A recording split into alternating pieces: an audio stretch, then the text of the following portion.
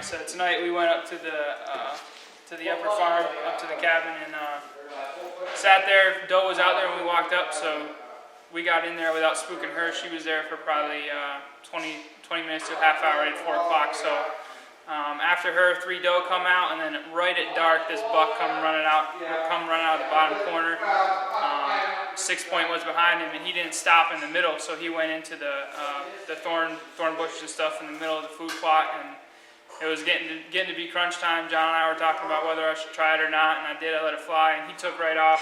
I mean, busted it right back across the food plot. Didn't hump up like I hit him or anything, but I mean, I held right on him. So I figured if I missed him, I hit a branch. But we went down there, or I went down there, and he's bleeding out both sides. So we got good snowing right now, but it's windy, so we're gonna try to get on. We were running out of daylight, so it was just take a crack at him. So I did, and you know, I came down here right after, and there was blood on both sides of his tracks running in. Now we've probably got a good inch of snow since then, so we're gonna try to pick him up in the hemlocks where maybe they're still not covered yet.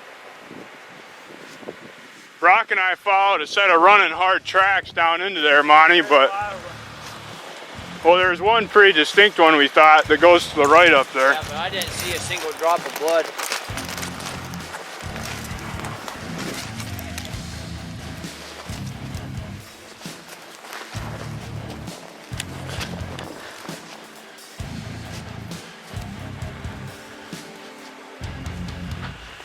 These were the running tracks. They're both met up together right in here.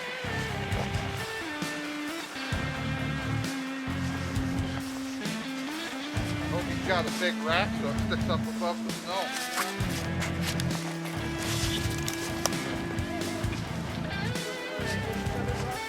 Yeah, right up here they meet up with each other.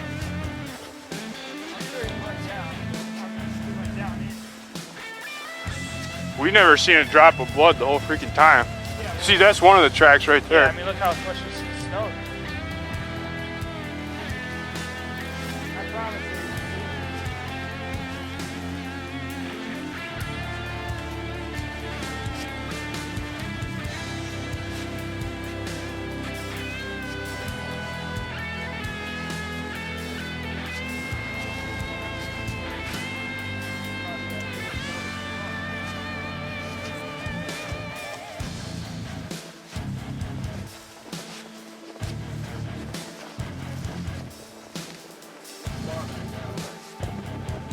I think you skinned it.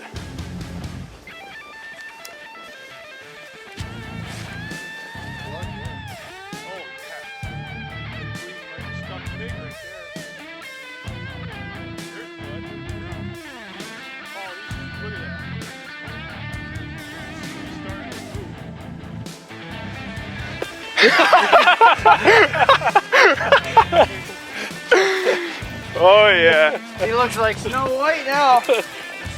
That right there, folks. Think how hard that would have been to find in another hour. Oh, gone. Pull him out of there.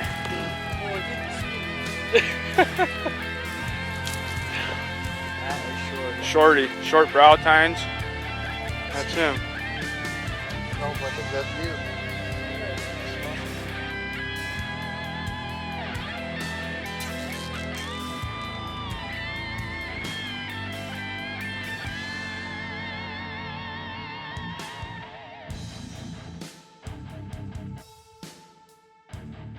Well, it is December 15th, and my brother Monte here came home on pre-deployment leave, as I told you earlier in the video, and he came up here with my Uncle John over our brassica food plot, and we've had a couple big snowstorms come through the past couple weeks, and I finally got this nice 3.5-year-old 8 Point up on his feet and got him to come out here. This is a buck that we knew pretty well up here. I had an encounter with him during bow season, and he was chasing a doe, and he never came within range of me, and I never seen him after that. He was a really nocturnal deer. He'd come out to this food plot about every night, but it was always right after dark.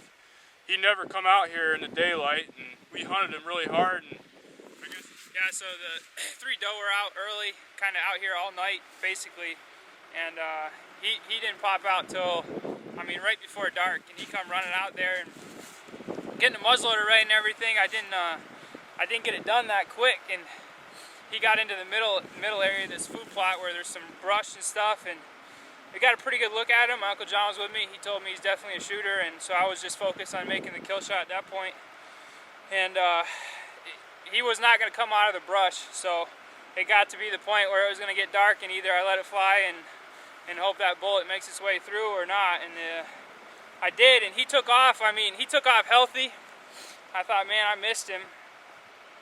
So I ran down here quick. It's been snowing like this, I mean, about since I shot him. So I ran down here quick, see if there's any blood. And sure enough, I see blood on both sides. And then I, of course, recruited the Kill 'Em Outdoors crew. They're pros at this. So The only reason I wasn't here tonight is because I had my last final this evening at 4 o'clock. But I'm really proud of my brother. I'm glad that he can kill my big bucks. That's some family love. Yep, Yeah. exactly.